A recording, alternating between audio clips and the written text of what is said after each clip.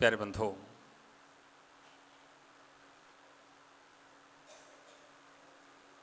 जीवन जीने का ढंग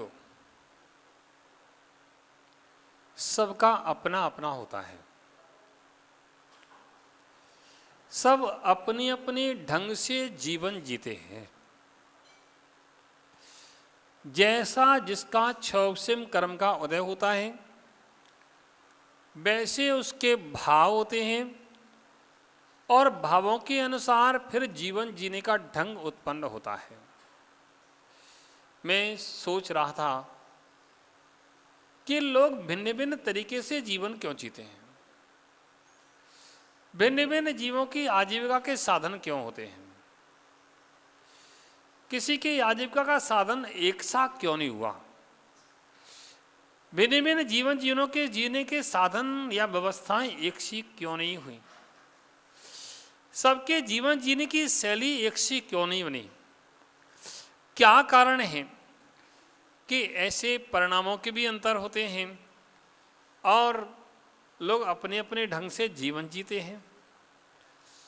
प्यारे बंधुओं, बहुत चिंतन करने के बाद एक ही बात समझ में आती है कि हम जैसा करते हैं वैसे हमारे कर्म का आश्रय होता है और कालांतर में वैसे ही भाव होते हैं और वैसा ही हमारा वह लाइन या सिस्टम हमारा बन जाता है, वैसे ही व्यवस्थाएं बन जाती हैं। एक व्यक्ति चौराहे पर खड़े होकर के आवाज लगा रहा था, चूहा मार चूहा मार चूहा मार चूहा मार। तो मैं चिंतन कर रहा था कि देखो इसके कितने पाप का उदय है कि गरीब पैदा हुआ है, गरीब घर में पैदा हुआ है, सुबह से शाम तक ये दुकानदारी करेगा आवाज लगा लगा करके, तब 1500 रुपये भी कमा ले तो वो बड़ी बात नहीं है, बहुत मुश्किल से 1500 कमा पाएगा। और फिर क्या बेच रहा है, चूहे मारने की दवाई बेच रहा है, यानी जहर बेच रहा है। अब जहर बेच करके वो क्या कर रहा है, पाप का ही अर्जन कर रहा है। ओहो, पाप से पाप का अर्जन चल रहा है, पाप से पाप का अर्जन चल रहा है। पाप का उदय तो पहले ही उसके है कि वह गरीब है और वह पाप का अर्जन करने के लिए ऐसे व्यापार उसको मिल गया है। ओहो, एक व्यक्ति किसी संपन्न घर में पैदा हुआ और संपन्न घर में पैदा होने के बाद उसने व्यापार किया, इसी प्रकार का कोई हिंसक व्यापार। पुण्य के उदय से उसको सब साधन मिले हैं, पुण्य के उदय से उसको सारे साधन मिले हैं, लेकिन पाप की तैयारी कर रहा है। ये बेचारा कहाँ जाएगा, किस गति में जाएगा। ओहो,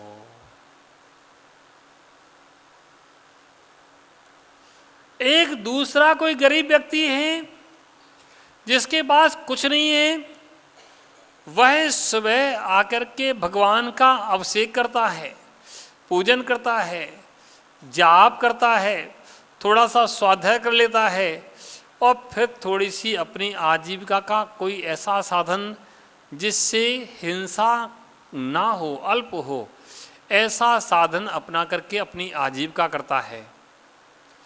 वह क्या करता है, पाप का तो उसका उदय है कि उसको आजीविका, उसको गरीब घर में जन्म हुआ है, लेकिन फिर भी वह क्या कर रहा है, फिर भी वह पुण्यर्जन का कार्य कर रहा है, अभिषेक करता है, पूजन करता है, धर्म ध्यान करता है और थोड़ा आजीविका का साधन जो करना पड़ता है वह करता है। ओहो, और कोई एक संपन्न घर में पैदा हुआ उसके बाद भी वह पूजा कर रहा है, स्वाध्याय करता है, अभिषेक करता है, गुरुओं की सेवा करता है, दान आदि देता है, गुरुओं को आहार दान देता है, मंदिर में दान देता है, क्षेत्रों पर दान देता है, और अपनी आजीविका की साधन भी उसने ऐसा बना रखा जिसमें हिंसा ना हो या अल्प हो। क्योंकि आजीविका के साधन में हिंसा तो होती है, कोई भी व्यापार करेंगे या व्यापार में हिंसा तो होती है, लेकिन अल्प आरंभ और अल्प परिग्रह, ऐसा साधन जिसमें आरंभ सारंभ कम हो, ऐसा साधन करके आजीविका करता है। प्यारे बंधुओं, आज समझना कौन श्रेष्ठ है। धन जिसके पास है वही भी श्रेष्ठ है, और धन जिसके पास नहीं है वही भी श्रेष्ठ है, क्योंकि जीवन जीने का ढंग उन्होंने इस प्रकार का श्रेष्ठ बनाया है। अभी हमारे भाई कह रहे थे, क्या नाम है, अंकित भाई कह रहे थे, महाराज भाव हमेशा रहता है कि धर्म क्षेत्र में हम कुछ करते रहें। प्रधान जी से हमने कहा एक बार, बस इतनी की होना चाहिए उनकी, हमारी डन, भाव हमेशा रहता है। बात ये देखना है कि हमारा भाव क्या रहता है। धन तो किसी के पास हो सकता है, लेकिन भाव सबके पास नहीं होता। धन होना अपनी जगह है और भावों का होना अपनी जगह है, और भावों से हमारे जीवन जीने का ढंग पैदा होता है। अगर हमारे भाव श्रेष्ठ होते हैं तो जीवन जीने का ढंग भी हमारा श्रेष्ठ अपने आप हो जाता है, बनाना नहीं पड़ता है। अपने आप ही हमें धार्मिक लोगों की संगति मिल जाती है, और धार्मिक लोगों की संगति से हमारे भाव भी धर्म में हो जाते हैं। ओहो प्यारे बंधुओं, हमें स्वयं चिंतन करना चाहिए, विचार करना चाहिए कि हमारा जीवन श्रेष्ठ, श्रेष्ठतर और श्रेष्ठतम कैसे बने। हम कौन से जीवन को जिए कि हमारा जीवन किस शैली में जिए कि हमारा जीवन श्रेष्ठ, श्रेष्ठतर और श्रेष्ठतम बन जाए।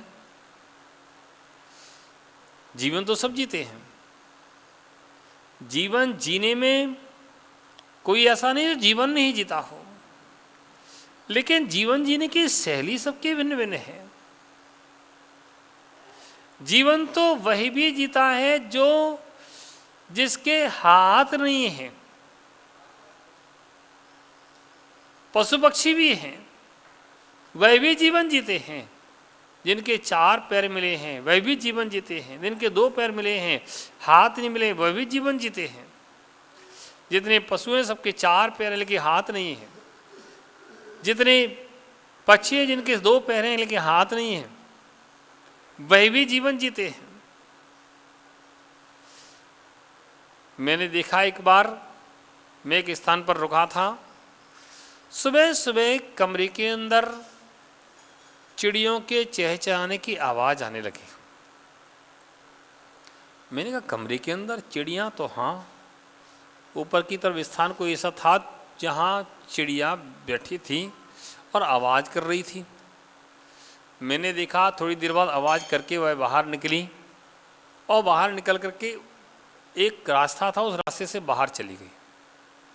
और बाहर जाने के बाद 1 मिनट बाद लौट के आई, और उसका छोटा सा बच्चा वहाँ बैठा था, वह भी दिख रहा था। वो चिड़िया ने क्या किया, बच्चे ने मुख खोला, बच्चे के मुख में अपने चोंच में दाना लेके आई थी, वो डाल दिया। मैंने वाह, मुझे बड़े आश्चर्य हुआ, ये बच्चा हमारा उठ नहीं सकता है, उड़ नहीं सकता है, जा नहीं सकता है। वह माँ गई और दाना लेके आई, बच्चे के मुख में डाल दिया, और फिर गई, फिर आई, फिर दाना डाल दिया, फिर गई, फिर आई, फिर उसने दाना डाल दिया। ऐसे उस बच्चे को उसने दाना खिलाया। मैं सोच रहा था कि देखो, हर एक माँ, हर एक पिता अपने बच्चे का ऐसे ही पालन करते हैं, चाहे वह मनुष्य पर्याय के हों, चाहे वह त्रिंच पर्याय के हों। यह बच्चा मेरा है, ऐसा उनके ज्ञान में है, और वह उनका पालन कर रहे हैं। ओहो, प्यारे बंधुओं, श्रेष्ठ है, करना चाहिए। लेकिन अब इसके साथ में ये तो सभी करते हैं, ये तो सभी करते हैं। हर पर्याय में हमने भी किया है, आपने भी किया है। जिस जिस पर्याय में गए हैं उस पर्याय के अनुकूल सारे सारे कार्य किए हैं। बस एक काम हर पर्याय में नहीं मिला, एक काम हर पर्याय में नहीं मिला, वह है जिनेंद्र की भक्ति आराधना, अपनी संयुक्त का बोध, रत्नत्रय की प्राप्ति, भगवान जिनेंद्र की वाणी। यह बस हर पर्याय में नहीं मिली, बाकी सब मिला है। भोगों की सामग्री भी मिली है, बस इतना है, कहीं कम कहीं ज़्यादा। किसी को कम मिली, किसी को ज़्यादा मिली।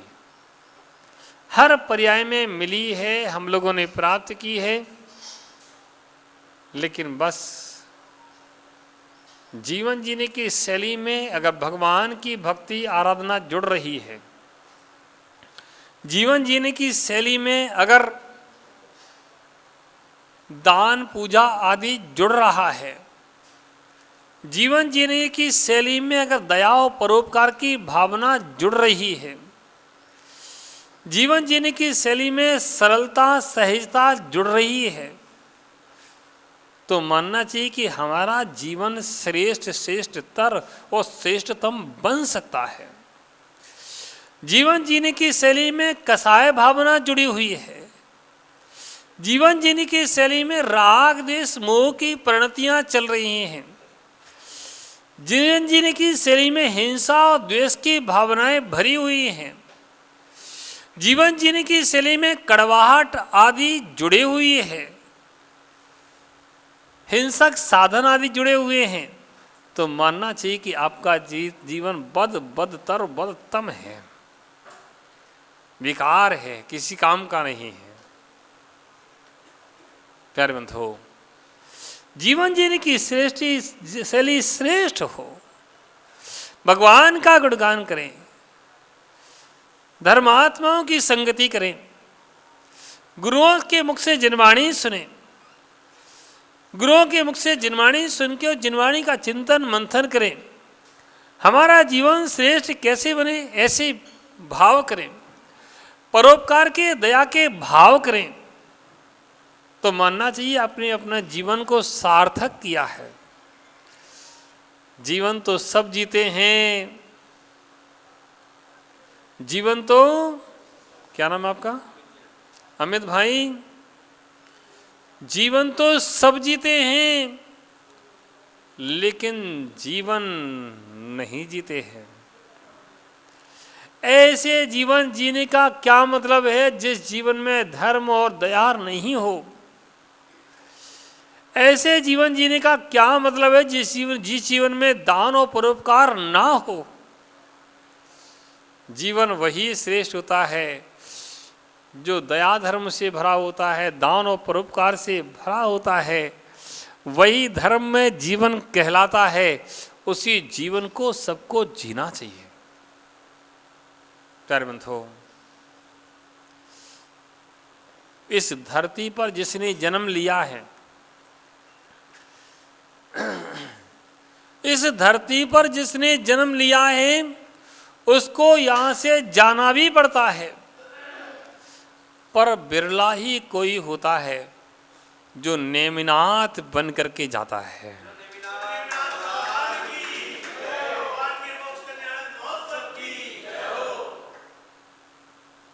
बिरला ही कोई होता है जो नेमिनाथ जैसा जीवन जी पाता है। जीवन तो सब जीते हैं। ओहो, प्रसंग स्मरण में आ ही जाता है। बारात जा रही थी, बारात जा रही थी, गान गाए जा रहे थे, बैंड बजाए जा रहे थे। और कितने बराती थे?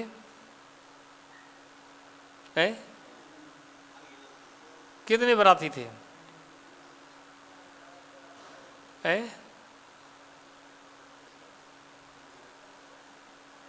याद करके बताओ।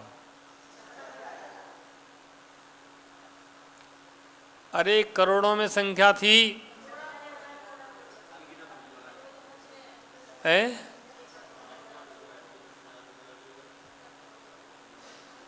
बराती थे इतने, बैंड बाजे थे, जा रहे थे।